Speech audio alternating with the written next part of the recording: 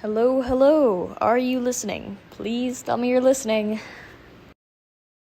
There we go. Hello, I'm Lukas Thatcher, reference number 3329598. I'm here with Malik.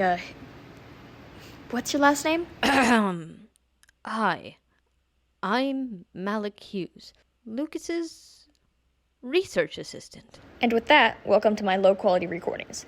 These will be notes for my thesis and for my professor, so he can check my work and make sure I haven't just taken a vacation. And just for fun, I think I'll upload them to Spotify or whatever. Now, on to the reason for all of this. I've always had an itch to study pieces of history that everyone overlooks.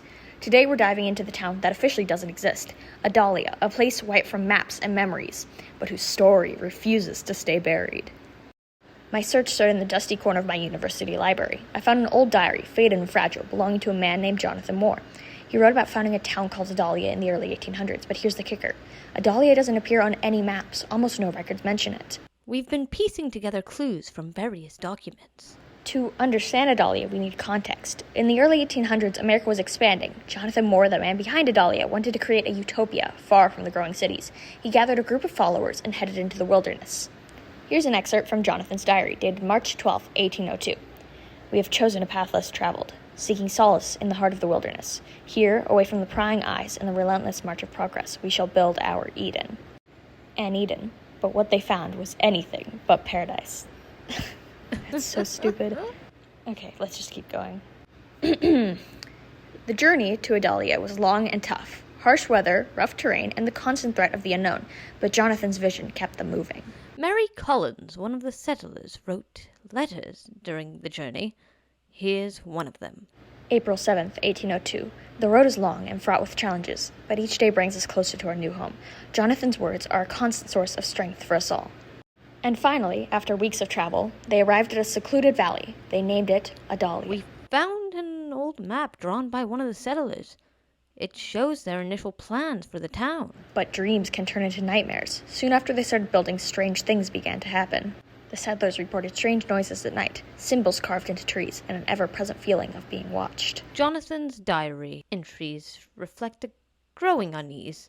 June 10th, 1802. Oh, please, can I do it this time? Yeah, sure. June 10, 1802. There is something in these woods, something ancient and restless. I feel its presence more each day. Yes, thank you, Malik.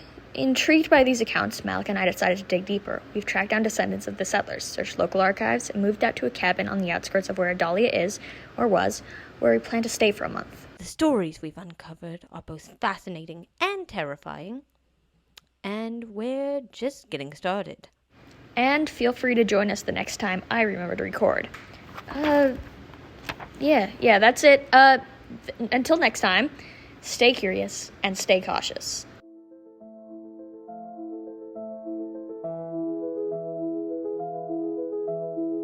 I'd like to take this time for a shout out to any fans we have so far.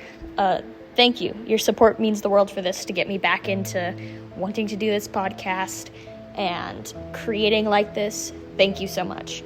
If you'd like to voice act in this podcast or contribute in any way, fan art or other things, there's a Discord linked in the description of this podcast.